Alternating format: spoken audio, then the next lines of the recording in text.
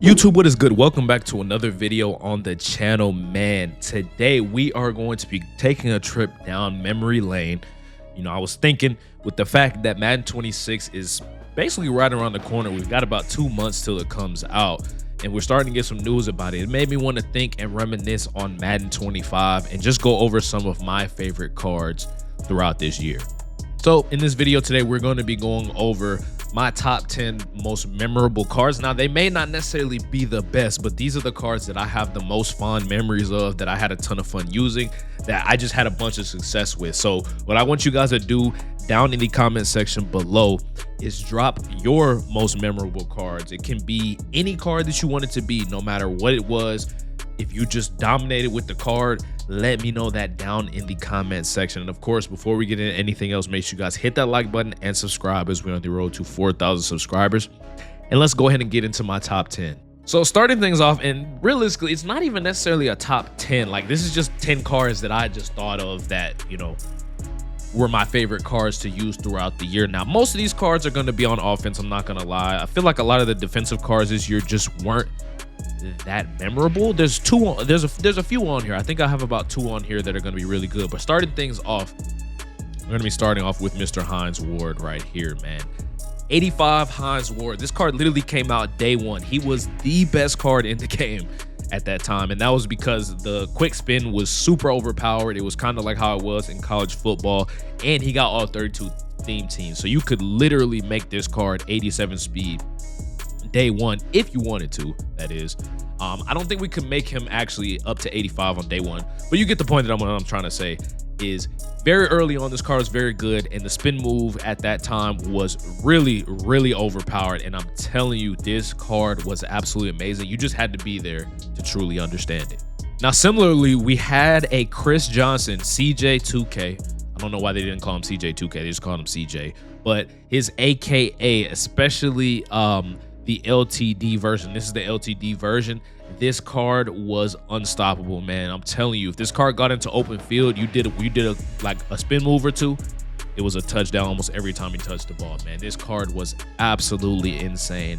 And truly, I think he was actually ahead of his time, because he was in lineups for a while. And at that point in time, like, I know we had Marvin Harrison, so the Cardinals theme team was just really good. We had Marvin Harrison.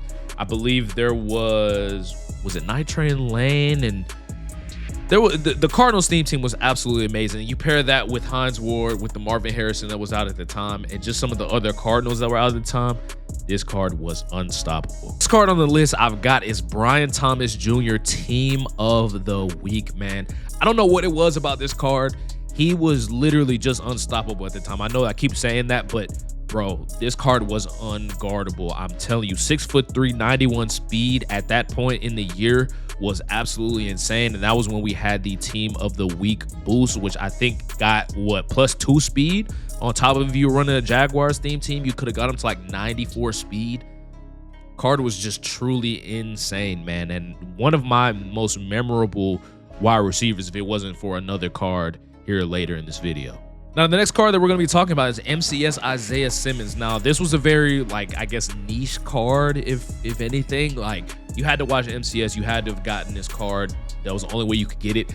But he was in my lineup for, I think, probably about a month and a half. Like, truly, he was in my lineup until the next card we're about to talk about here.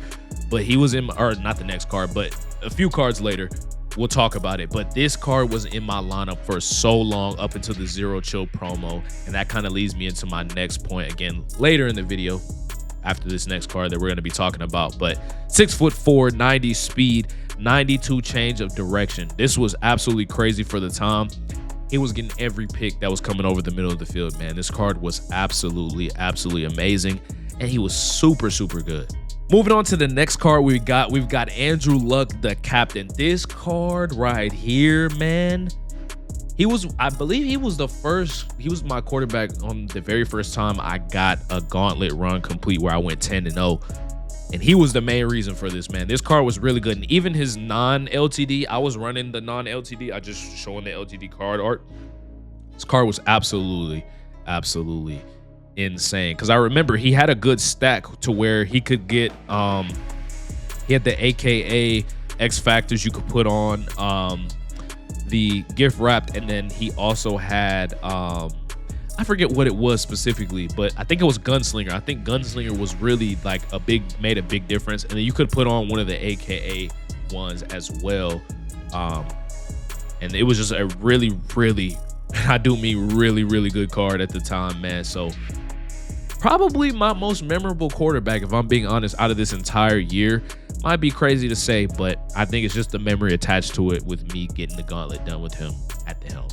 Now, the second most memorable quarterback that I have is going to be Baker Mayfield, man. This is when people found out how good Baker Mayfield release was. That's why Drake May has it on his MCS card, why he has it on his golden ticket.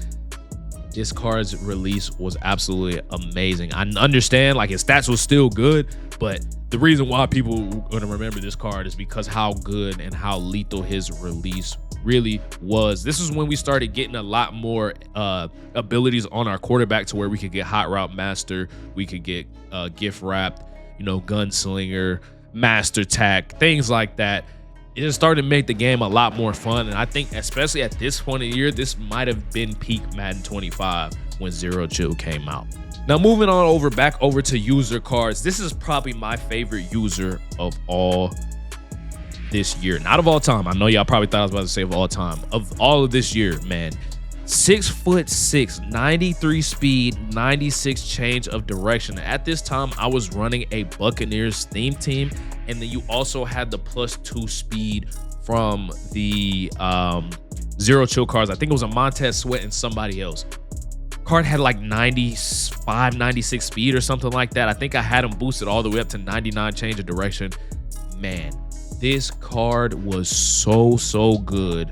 He was in my lineup for, I think, honestly, 2 months. Like, he came out in December. I think he was my user probably up until the end of January. I'm being so serious. This card was so good and truly so good. He moved so different, especially considering he was 6'6". He didn't move like he was 6'6". He moved like he was like 6'3", but he had the frame of a 6'6". It was absolutely crazy, bro. I'm telling y'all, this card was unreal. Now, probably my most memorable skill position card of this entire year is going to be Super Bowl Devonte Smith, man. This card came with baked on double me. And again, it's another one of those cards that I think was a little bit ahead of its time. And if you truly knew how to use it, oh man, he was literally torching everybody. Another one of these cards where I think truly he was in my lineup for close to 3 months. I think he genuinely, from the beginning of February, because he came out February 6th, from the beginning of February probably to the end of April, he was in my lineup because I was running an Eagles theme team for most of the time at this point. But even without the Eagles theme team, he was just so good. So good. Again, he had baked on double me. Baked on double me. That's all you needed at the time, especially when people was coming out there in that press, man. Oh man, this card was putting up crazy numbers. I think I had over like 10,000 receiving yards with him or something crazy like that. Bro, I'm telling y'all, if you use this card, you know exactly what I'm talking about. Next up on the list, we've got quarterback Dontari Poe. Again, I know I keep saying this, but this card was in my lineup again for about 2 months. And hopefully y'all are seeing kind of a trend that is in the card. The cards that really had a lot of longevity, a lot of use, are my most memorable cards, in case you have not realized. But this is when I started running a Falcons theme team back in March, man. This was a very good card. I didn't really like how they kind of handled the upgrade tokens, but you know, they kind of made it right, you know, towards the end. But this card was absolutely amazing. He had a great stack for a really long time. I know you could use like tank, backyard quarterback, and then you could put on like pass lead elite. I ran pocket dead on him personally. That's just the stack that I was running. I had gunslinger, and then I think conductor and gift wrap, something like that. It was something along the lines of that. And then he also had the trust X factor. So I mean, this card was absolutely insane. He was a ton of fun to use, and honestly, I'd argue you could probably even still use him today. Probably a little outdated, but the card was just that good. Now, in case you guys haven't realized, I am a Falcons fan. I had to put this card on here as the last card on here. 99 career tribute Julio Jones, man. Hopefully they get his rights. Hopefully we see some Julio Jones cards in the near future, just because he did retire.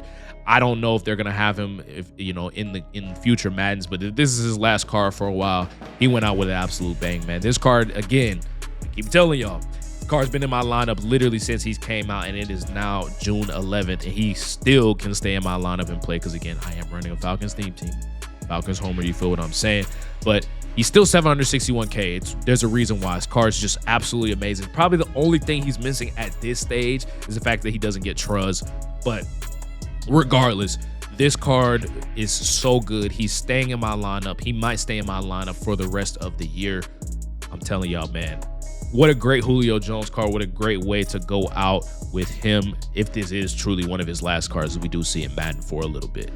Now, that is going to wrap up the video today, my boys. You guys let me know down in the comment section, what are your most memorable cards? What are your most favorite cards that you used here in Madden 25? Definitely let me know that down in the comment section. If you guys enjoyed it, make sure you guys hit that like button and subscribe.